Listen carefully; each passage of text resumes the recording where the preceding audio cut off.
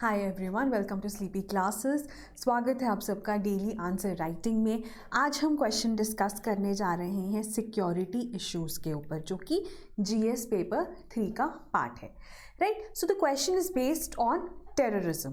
Right, question है, terrorism continues to be one of the gravest threats to humankind. It is a crime against humanity and violates the most fundamental human right, namely the right to life. In this context, discuss the various challenges posed by terrorism to India, right? And steps taken by India at global level to counter this menace.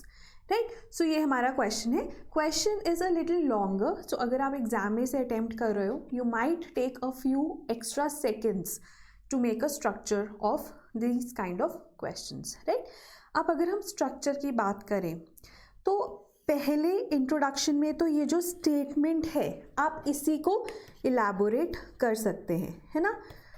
उसके बाद then you can move on to the challenges which are posed by terrorism to India.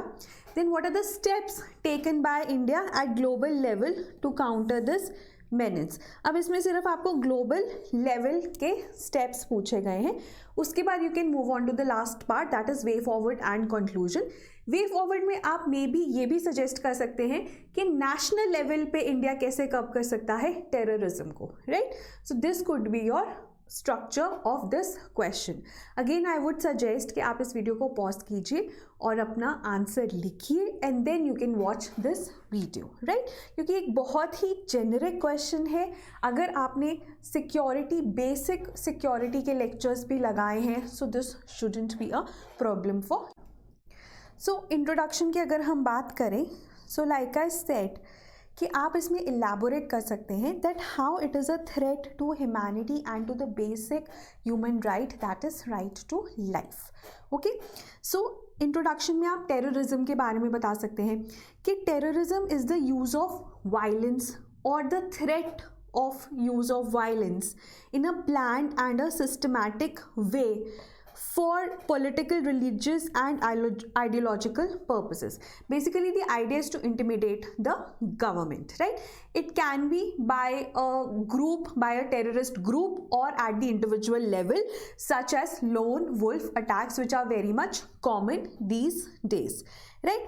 उसके बाद terrorism has become a global phenomenon and is posing major threat to international peace, security and stability. Right, so you can give actually the definition of terrorism in the introduction.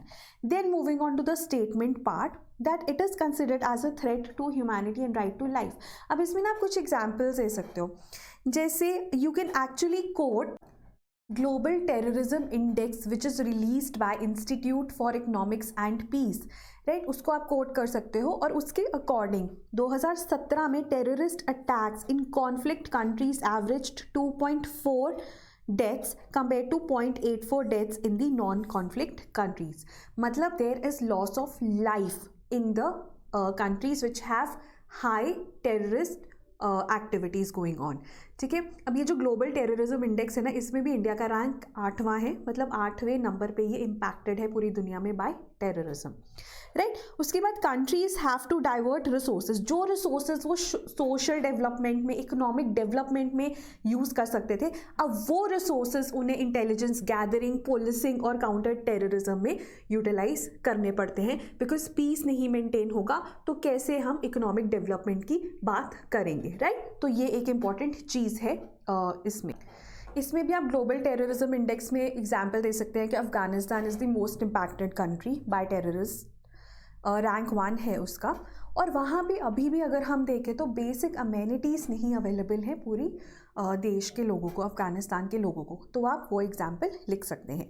Then South Asia faces threats from organisations like al-Qaeda and LET, loss of civilian life is there and at the same time uncertainty on the security of life, that is a gross human rights violation.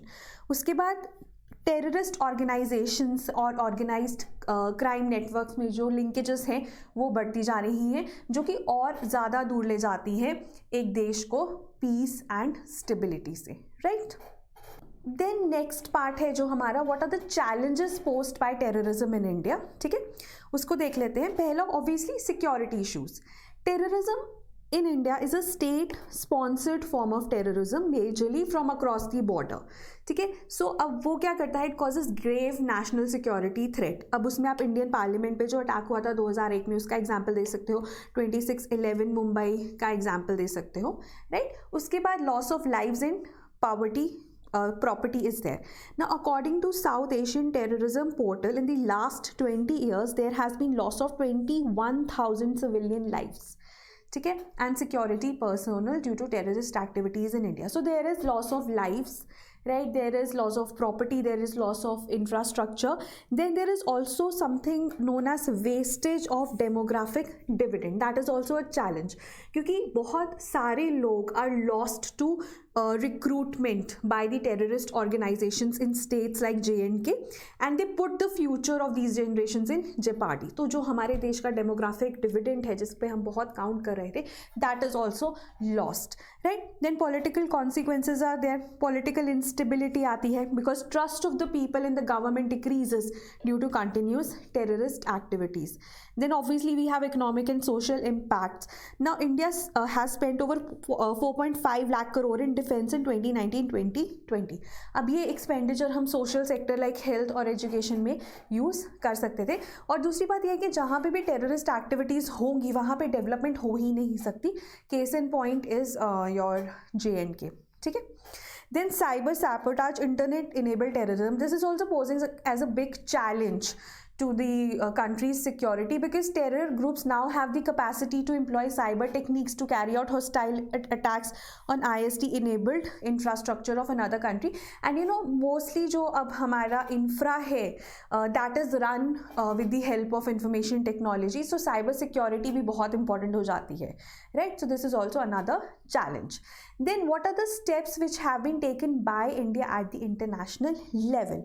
Now India has actually proposed Comprehensive Convention on International Terrorism CCIT in UN, ठीक है। So it was drafted by India in 1996।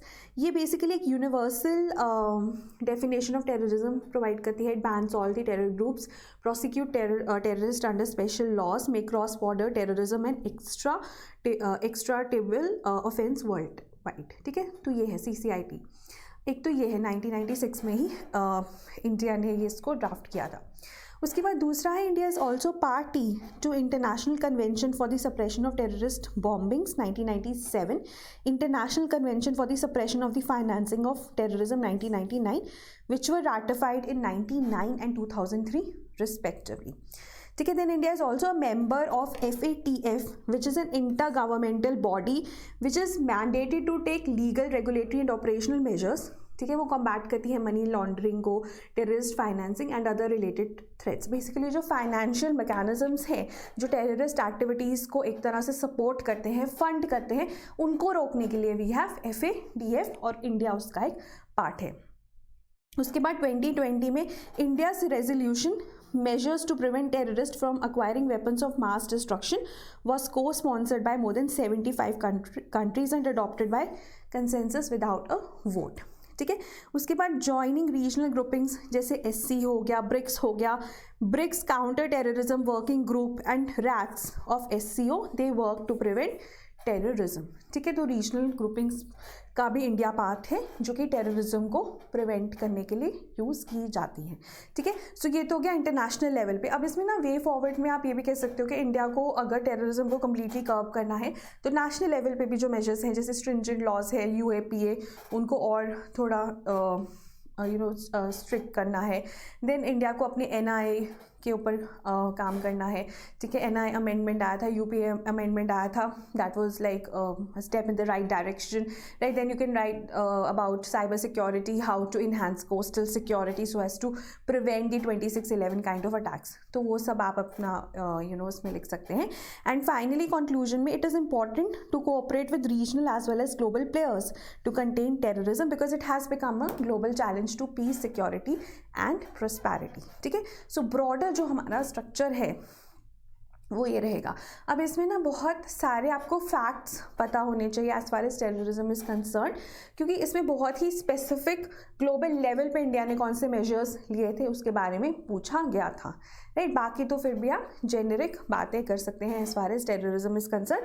But again I would suggest कि जब भी आप ऐसा topic prepare करते हो terrorism का लेके, तो you have to prepare the India अपने नेशनल लेवल पे क्या स्टेप्स ले रहा है, इंस्टीट्यूशनल लेवल पे क्या स्टेप्स ले रहा है, लीगल एक्ट्स कौन सी आ रही हैं, ये सब कुछ भी आपको अलग से प्रिपेयर करना ही पड़ेगा, right. So that was all regarding today's question. अगर आपको कोई डाउट है आप प्लीज़ कमेंट्स में लिख सकते हैं। Thank you so much.